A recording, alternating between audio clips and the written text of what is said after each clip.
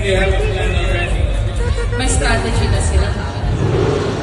Okay, so right hand. Can I have my cameraman here? Okay. Nothing below the belt. Let's keep it safe. No spillage. No I want to wastage. Wisdom.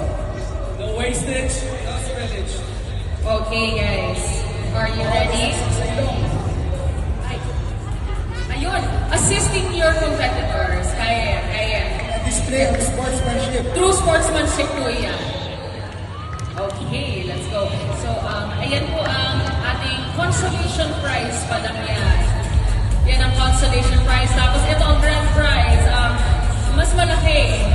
Huwag niyo Holiday po package. kainin yung laman ng CDO Christmas package. Baka kasi malakas talaga kumain. Okay, so ayan na po ang ating prizes and ang ating competitors.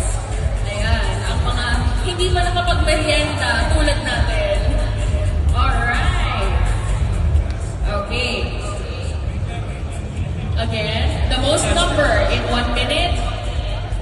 Timer starts now. DJ!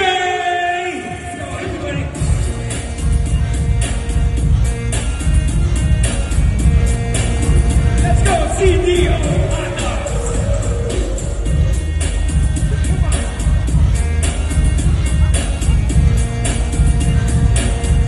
Let's go, CDO!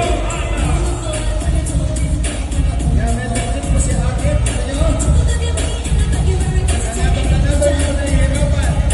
30 seconds left. Kinikilig pa. Guys, can we all give them a round of applause? One more half to go. Boys down, boys down. 15 seconds.